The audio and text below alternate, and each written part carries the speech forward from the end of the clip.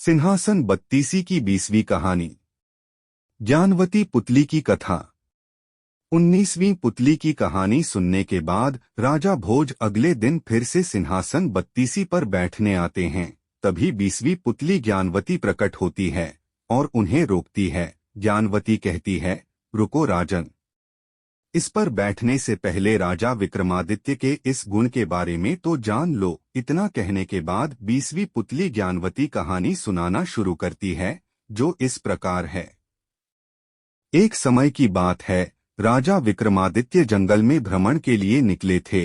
इसी दौरान उन्होंने दो लोगों को आपस में बातें करते सुना, जिनमें से एक ज्योतिषी था। ज्योतिषी ने वहां मौजूद अपने दोस्त से कहा, मुझे ज्योतिष विद्या का पूरा ज्ञान प्राप्त है। मैं तुम्हारे भूत, वर्तमान और भविष्य के बारे में सब कुछ बता सकता हूँ। लेकिन उसके दोस्त को उसकी बातों में कोई रुचि नहीं थी, इसलिए उसने ज्योतिषी से कहा, तुम्हें मेरे भूत और वर्तमान के बारे में पूरी जानकारी है, इसलिए तुम ये सब बता सकते हो और भविष्य के बारे में जानने की मेरी कोई इच्छा नहीं है। इसलिए अच्छा होगा अगर तुम अपने ज्ञान का बखान न करो। ज्योतिषी इतने पर भी नहीं चुप हुआ। उसने आगे कहा, जंगल में बिखरी हुई इन हड्डियों को देखकर मैं यह बता सकता हूँ कि यह कौन से जानवर की है और उसकी मृत्यु कैसे हुई। इस बात में भी उसके दोस्त ने रुचि नहीं ली।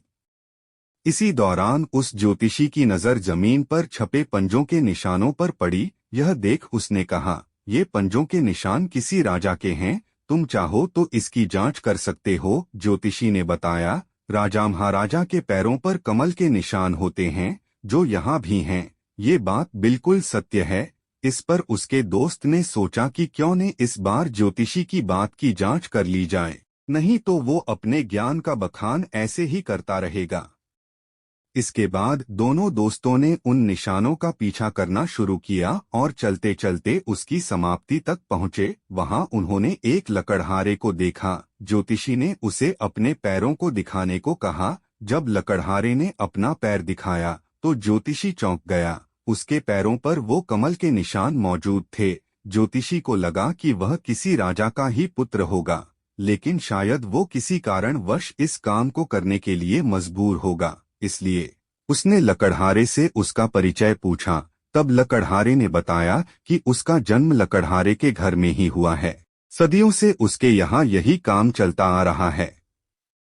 यह सुनने के बाद ज्योतिषी को बड़ा आश्चर्य हुआ। उसका भरोसा ज्योतिष विद्या से उठने लगा। उसका दोस्त भी उसकी इस विद्या का मजाक उड़ाने लगा। इस पर ज्योतिषी ने कहा, ऐसा कैसे हो सकता है, चलो एक बार चलकर राजा विक्रमादित्य के पैरों को देखते हैं। अगर उनके पैरों पर ये निशान नहीं हुए तो मैं अपनी हार स्वीकार कर लूंगा और समझूंगा कि ये सब बेकार है। इस पर उसका दोस्त भी राजी हो गया और दोनों राजमहल की ओर चल दिए। राज दरबार पहुंचकर उन्होंने महाराजा विक्रमादित्य से मिलने की इच्छा जताई। राजा ने दोनों को अंदर आने का आदेश दिया। यहाँ उस ज्योतिष ने राजा से अपना पैर दिखाने का आग्रह किया। राजा विक्रमादित्य ने जब अपने पैर दिखाए तो ज्योतिषी फिर चकित हुआ। उसके बताए अनुसार राजा के पैरों पर किसी प्रकार के कोई चिन्ह नहीं थे, बल्कि उनका पैर भी आम लोगों जैसा ही था। यह देखने बाद उस ज्योतिषी का भरोसा पूरे ज्योतिष विज्ञान से उठ गया। उसने राजा को बताया, ज्योतिष विद्या के अनुसार राजा महाराजा के पैरों पर कमल का निशान होता है, लेकिन यहाँ ऐसा नहीं है, जबकि जंगल में एक लकड़हारे के पैरों पर ऐसा निशान मौजूद है जिसका संबंध किसी भी राजघराने से नहीं है।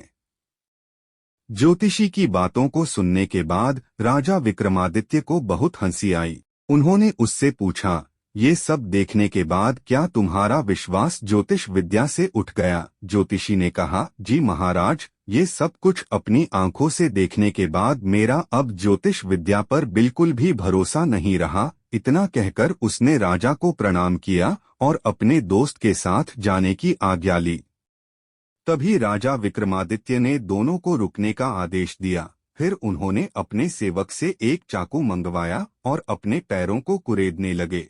जैसे जैसे उनके पैरों की नकली चमड़ी हटती गई, कमल का निशान दिखने लगा। यह देखकर ज्योतिषी और उसका दोस्त चकित रह गए। उन्होंने राजा से पूछा, हे राजन, ये सब क्या है? इस पर राजा ने कहा, आप बहुत बड़े ज्ञानी हैं, आपके ज्ञान की सीमा बहुत बड़ी है, लेकिन यह तब तक अधूरी रहेगी जब तक आप इसका बखान करते रहेंगे। राजा ने बताया, जंगल में आप दोनों की बातें मैंने सुन ली थी। वन में आपने जिस लकड़हारे से मुलाकात की वह मैं ही था। यह सब मैंने इसलिए किया ताकि आपको यह समझा सकूं कि एक ज्ञानी को कभी अपने ज्ञान का बखान करने की आवश्यकता नहीं होती। इस कहानी को सुनाने के बाद 20वीं पुतली ज्ञानवती ने राजा भोज से कहा कि अगर आप भी राजा विक्रमादित्य की तरह गुणवान हैं तो ही सिंहासन की ओर बढ़े। इतना कहकर 20वीं पुतली ज्ञानवती वहां से उड़ जाती है। कहानी से सीख।